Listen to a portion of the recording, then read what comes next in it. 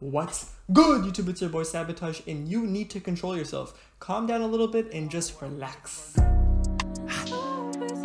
We about to feed these youngins to the metaverse. You're a crackhead, you are a fiend, and you have no idea what moderation is. You have no idea how to control yourself at all and, limit yourself to, just good experiences. And I'm sitting here today with a broken ankle because I couldn't control myself. I saw the court, I saw my boys, and I was like, yo, fuck a warm-up, fuck a stretch, let me just go out there and play. And I couldn't stop myself. Most people that go out there, they play like 2 hours and like, all right, I'm tired, my body hurts. Me, I'll play for like 5 or 6 hours. Like I will be there the entire day if I want to because I'm just so addicted to playing basketball. See, I fractured my ankle like 2 years ago and I've been spraining it ever since. So for me, it's actually very important that I warm it up, that I actually do some sort of like dynamic warm up before I play so that I don't injure it again. But my ass is just so impatient that I never want to do it. And I shouldn't be playing for that long because the more that I play, the more likely I am to get injured again. And honestly, when I play for that long, I'm not even getting that much of like a good feeling from it anymore. Like after I cross that 2 to 3 hour barrier, after that, it's just like, bro, like why the fuck am I still doing this? Honestly, I'm just doing this because I'm a crackhead and I can't make myself stop, but I'm not really getting any benefit from it anymore. And that's why it's so important that you work smart and you find what's sustainable. Rather than just like going ham every single day,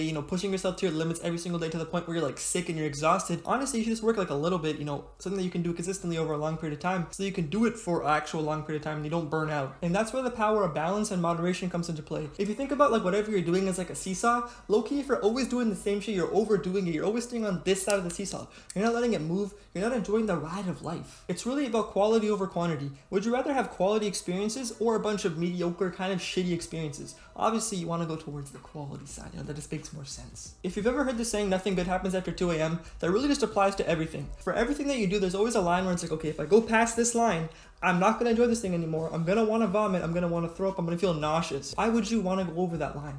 Life is finite, and whenever you do anything, you should actually want to savor the moment. You should actually want to savor the experience. Why overindulge and ruin that juicy, amazing experience? And here's my question for you. Why are you trying to rush it? Why are you trying to jam like 5 Big Macs into your mouth all at once? Just take it one Big Mac at a time. Low-key enjoy every single Big Mac. Low-key enjoy every single donut. I don't know why I'm saying such unhealthy shit. Like anything that you like to do, you should low-key try to enjoy the experience. Don't overindulge, but take it with like a grain of salt, do it with like a small quantity, but actually try to enjoy each moment. The more patience that you have, the more you're going to feel like I actually earned this. But if you rush into it, you're low-key going to regret that shit after and be like, why the fuck was I so keen on eating like 16 boxes of pizza? But I get it, you're human, you have problems, but you don't really want to confront them. So you overindulge so you can forget about all these like internal conflicts you have in your head. The thing is, you can only run away from your problems for so long before you have to sit down and actually, deal with them. One day things are going to come crashing down and you're going to regret not handling these things earlier. If it's a problem that you have control over, go handle that shit right now. But if you have no control over it, write down all of your feelings, all the things that you feel right here,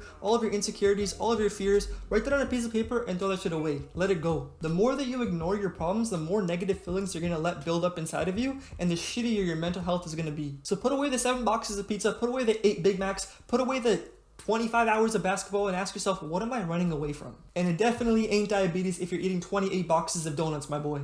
So push your limits, but to an extent. And that's really all I wanted to say. If you made it this far, you was a motherfucking GOAT, and I'll see you guys in the next video. Peace! How much water can I fit under the bridge before